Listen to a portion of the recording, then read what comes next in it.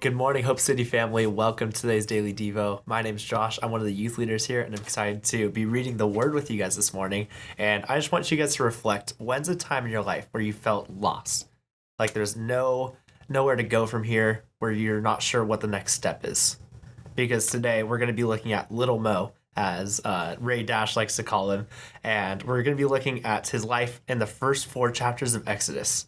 And so he goes from being this baby that's taken from his family. He's under Pharaoh, kind of gets everything that he wants, and then he loses everything that's known to him. He has to go into the desert. He's known as a murderer, and he's fleeing, and he's escaping from death. And then he encounters God radically in chapter 3, and God is still talking to him in chapter 4, where he asks what Moses is holding in his hand. And so Moses says, a staff, and in verse 3 of chapter 4, we're going to pick up. God said, throw it on the ground, he said, it's God. So Moses threw it on the ground, it became a snake, and he ran from it. Here's Moses, who most of us will look at as a scaredy cat, a failure, a murderer, and God sees him as his child.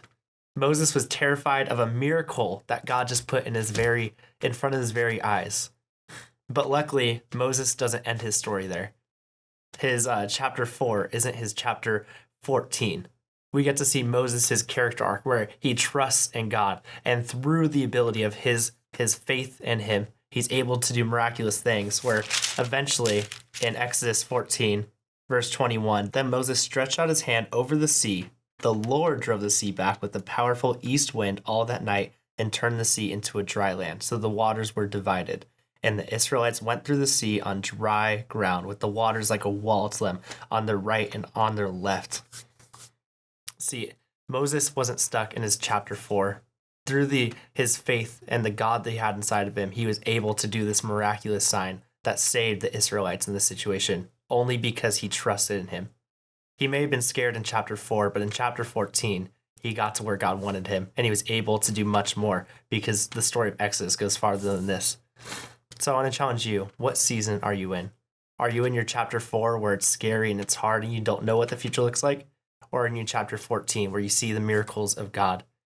Or are you in a different spot where you're looking for where God is?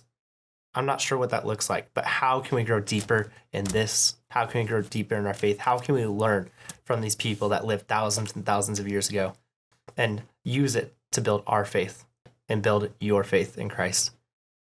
Thank you guys so much for checking this out. We hope to see you next time.